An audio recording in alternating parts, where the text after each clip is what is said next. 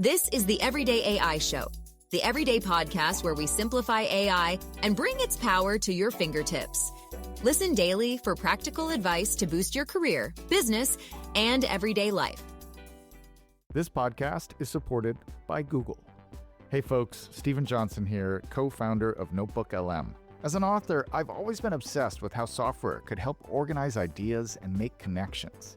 So we built Notebook LM as an AI-first tool for anyone trying to make sense of complex information. Upload your documents and Notebook LM instantly becomes your personal expert, uncovering insights and helping you brainstorm. Try it at notebooklm.google.com. Is the open web in danger? Sometimes I think it is.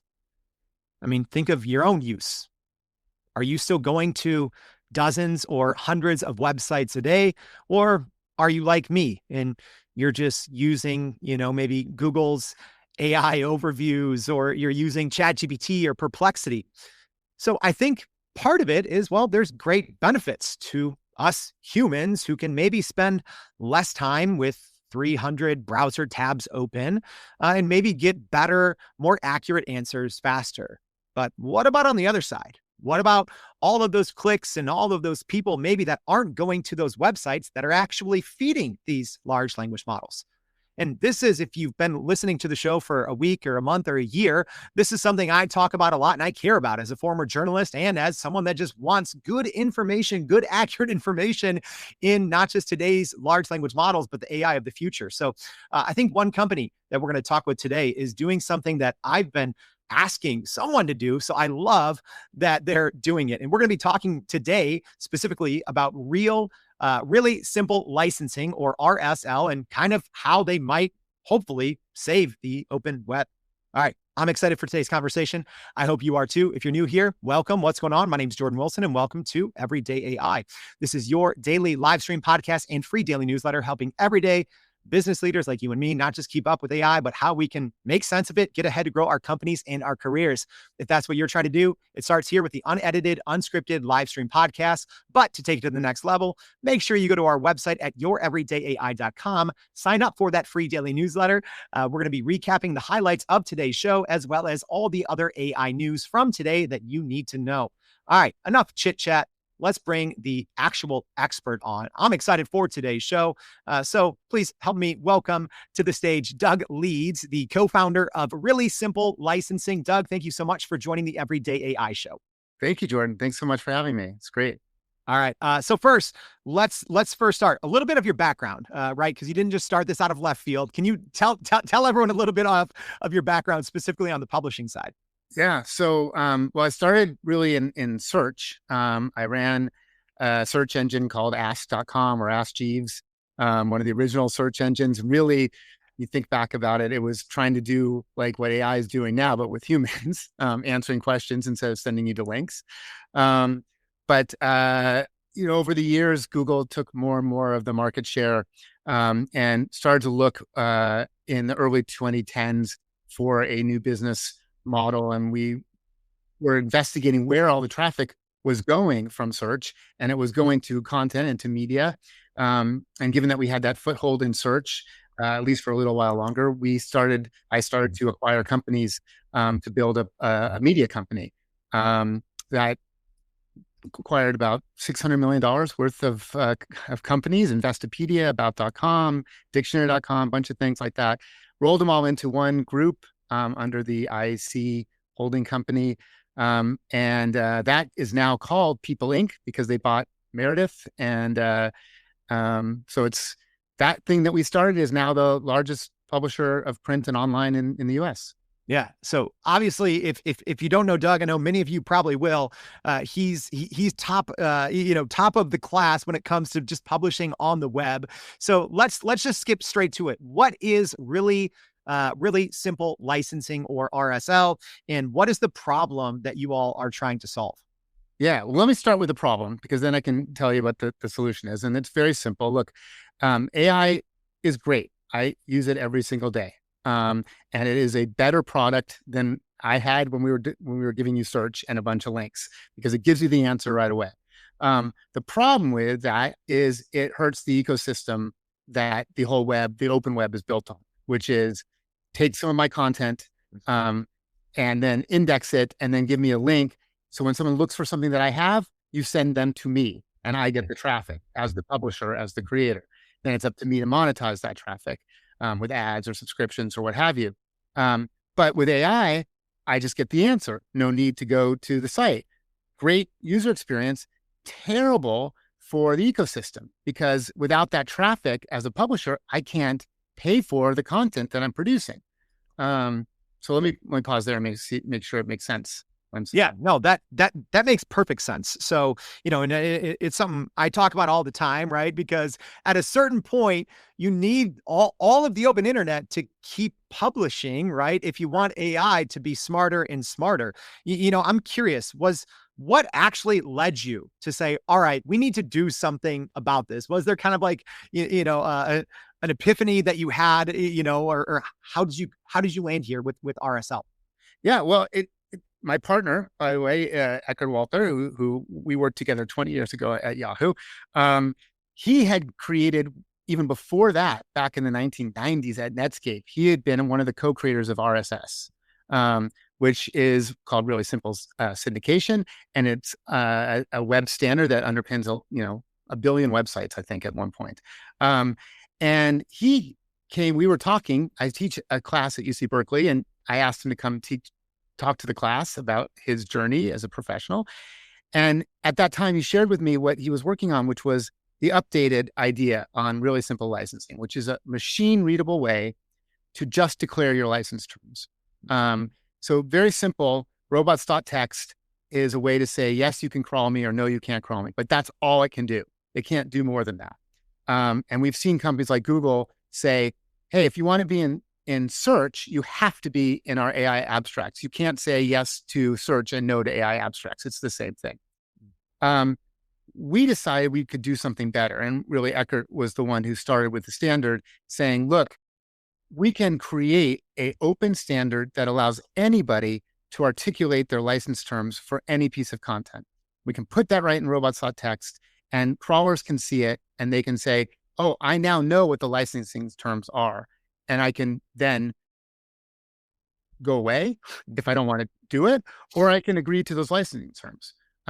So that's the standard. And then we built a collective rights organization on top of that. But let me get to that in a second, because I want to make sure I'm covering what you. All right. So Doug, maybe if there's, a business owner out there, someone that works at a big, media publication. And I know a lot of companies, maybe a year or two ago, just blocked all crawlers when AI started to come out, because they're like, we don't want to lose traffic. And maybe now they're saying, I might want to do something else. So tell us, how does RSL work? How do companies enable it? And also, like, what options do they have, to, communicate to these AI companies, how they want them to crawl or not crawl the site? Yep. So, look, blocking was a technique that made a lot of sense when you could still get traffic. But like things like Google that says you can't block our AI abstracts and be in search means you're basically blocking your ability to show up in search if you do it this way, and simply block. So RSL was created to solve this problem. RSLstandard.org, if you go to the website, you will see all the information about how to use the web standard to declare your rights. And those rights can be put in a machine readable form using the standard language in your robots.txt or in your HTTP headers or any piece of content. So anywhere a crawler comes across your content, it will now know what your license terms are. And you can put any license terms you want. And there's descriptions of some like Creative Commons ones up there on the website, but also, pay me, or you can use it for this and not for that. All those examples exist on the website, and you can check out and implement it now. But that said, it's not enough to solve the problem, because let's talk about there's millions of websites out there, and each one puts a different license term on.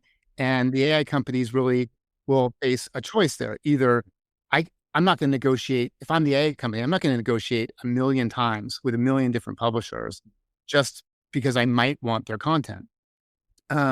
So I'll either steal it, which is what they're doing now, and just take it without paying attention to what your rule set is, what your license terms are, or I'll just not take it and I'll go to something else because the web is filled with close competitors of content, right? So that's why we are building the RSL Collective, which is a collective rights organization. And that's modeled on like ASCAP, which has been around for 110 years in the music business. It basically says, okay, let's take all the content. Really, our goal is all the content on it, and make it available under a single blanket license that the AI companies can then say, oh, this is the RSL Collective license. I know about that. I will ingest that content. And then they will pay for it, and we will distribute that payment to the content owners. So it becomes really easy to use. It's in our name, really simple to use and really simple to license, solving problems on both sides. All right. So I do want to follow up on the collective side, but before we do, take a quick 30-second break for a word from our partners. This podcast is supported by Google. Hey folks, Steven Johnson here, co-founder of Notebook LM. As an author, I've always been obsessed with how software could help organize ideas and make connections. So we built Notebook LM as an AI-first tool for anyone trying to make sense of complex information. Upload your documents, and Notebook LM instantly becomes your personal expert, uncovering insights and helping you brainstorm. Try it at notebooklm.google.com.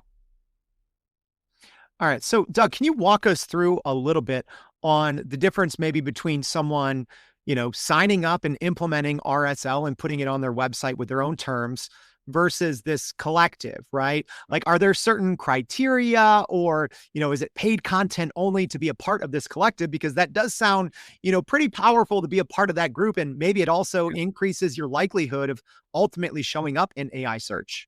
Yeah, look, all that is true. So what we are doing right now is we're saying, please go, let us know you exist. Go to the site, to the rslcollective.org, different website for the collective, rslcollective.org, and tell us you exist and that you're interested in this.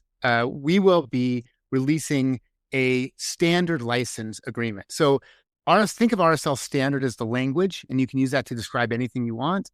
And then think of RSL Collective as one particular articulation of that language for one particular agreement that you can join.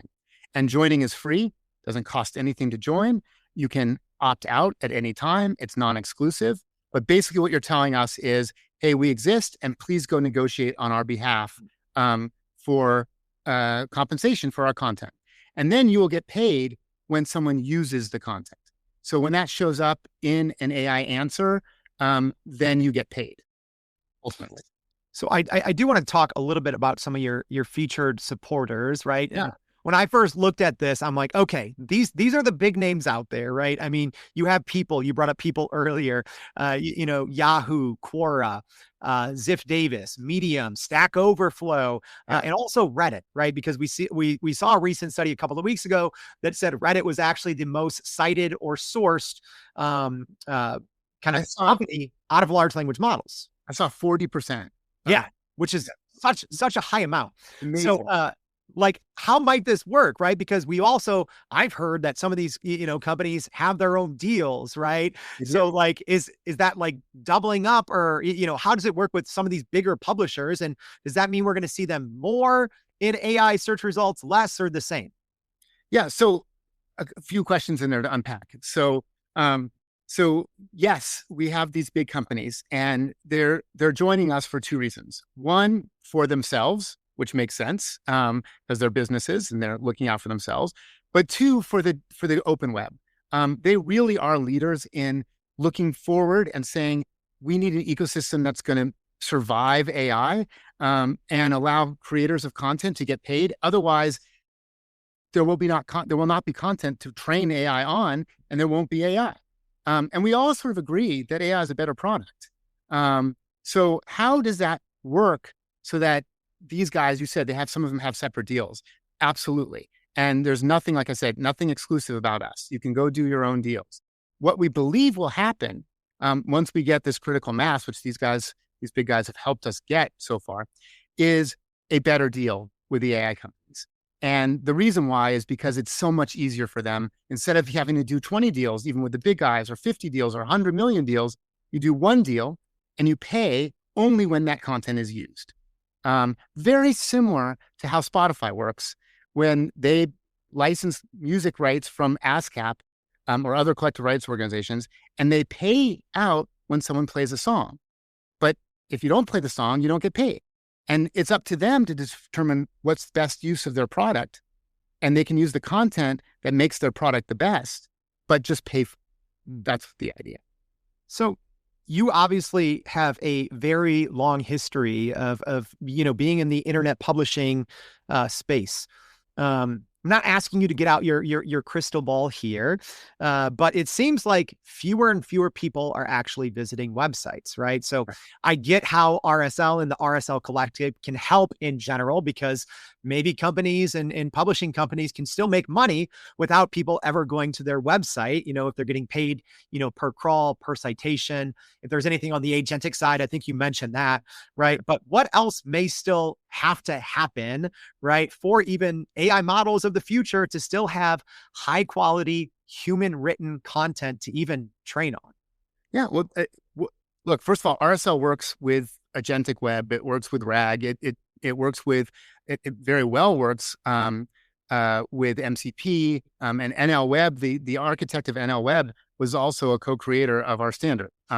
So it works in all these formats. It doesn't have to be a human readable site. So you can put it into DRM content. You can put it into otherwise secure content. So whatever you're publishing, you can put an RSL license on it. And that makes sure that you get paid by the big AI companies. They want this. Now, they may not be saying that in those words, but they kind of are. They've said, we need a new protocol. Sam Altman said, we need a new protocol so this can happen. In some of the litigation that they're involved in, they've made a statement like, well, the reason we can't license everything is because it's technically impossible. And that, to me, makes me think of the early days of music on the web. Napster was taking everybody's music, and the entire music industry was very worried because it was a better product. You didn't have to buy a CD for $20 and 12 songs you didn't care about. You could make a playlist. You could have just the song that you wanted. But it was not going to be sustainable in that model because they weren't paying for anything. And to Apple's credit, they went to ASCAP and said, we need a license structure where we can actually license all the music and pay for it. And they created the extension of ASCAP that works for streaming, for digital streaming platforms. We're doing the same thing for internet content. It's exactly the same thing. Hey guys, you're suing. Anthropic just settled for 1.5 billion. I'm sure you covered that. Yep. So that's not the path to go down. The path to go down is license everything you want. You build your product the way you think it makes sense for your consumers. But then when you use content, pay for that content just for the ones you've used. That's how it will work. So obviously a lot of momentum on the publishing partner side. It seems like you said, right? If the big tech companies are saying we want something like this, it'll make it easier. Can you share with us maybe a little bit? Has there been any reception or momentum on the other side yet? And what might that eventually look like? Yeah, well, I mean, as I said, we're a nonprofit and we are governed by what we call our publisher steering committee. So that group is determining what the license terms are going to be. We have received interest, and I can't say more than that, but we have received interest from some of the major LLM companies, but we're putting together what those license terms are with the perspective of our publisher steering committee, because we're a nonprofit. So I expect that in not too long, we will have our first deal. But again, if this is interesting to anybody out there, please come to rslcollective.org and just click join, and we'll make sure to include you when we have those deals. Is if this works out, right? Because in my mind, I'm like, this seems perfect. I've been saying for multiple years, I'm like, publishing companies have three choices. You can either try to sue the big AI labs, you can partner, or, something now that this exists, the RSL Collective, or you can maybe just go out of business, especially if you rely on people going to your website, signing up for your email, buying things, right? But is this, if it works out exactly how you're envisioning this, is this something that can both protect the open web. It can protect the humans writing for all of these organizations, and still on the other end, guaranteed higher quality human-led training data? Absolutely. And let's talk about that on the other side. So everything you said, I completely agree with. But there's one point that I think hasn't been covered as much, which is the benefits for the AI companies, not just for licensing, which is great. So they have legal access to this content. But what happens when you have legal access to that content? You can start using it in a way you can't use it now. So they're spending billions of dollars to mash up different sources of content that they've scraped so that they can claim that they're not copying it and reusing it. So what happens when you do that? Billions of dollars in compute cost and subpar answers that are prone to hallucinations. Instead, if they have access to content that actually answers a question, just give that content. And you don't have to mash it up, spend billions of dollars, hurt the planet. You don't have to, right? You don't have to worry about hallucinations. You're like, oh, we have the perfect article for you. It already exists. It's written by a very knowledgeable human. And here it is because we have the rights to give you that. So the quality is going to improve when they start licensing this. The cost will go down, not just the transaction cost, but the actual compute cost will go down. And so the ecosystem benefits on both sides. Creators get paid, and AI companies get a lower cost of higher quality content. So it's one of those things, almost sounds too good to be true, right? Like, but what are the challenges still, right? Like, why? Because again, when you lay this out for me, Doug, I'm like, this sounds great. Sounds like it's going to solve. It's a win for publisher, wins for AI companies. In the long run, it's a win for them, right? And it's a win for consumers using all the large language models. Where's the short straw, right? Like where's the downside to all of this? I really don't. I think we're in the initial phases. We just launched like less than 2 weeks ago, and we're just getting incredible momentum, and it's fantastic.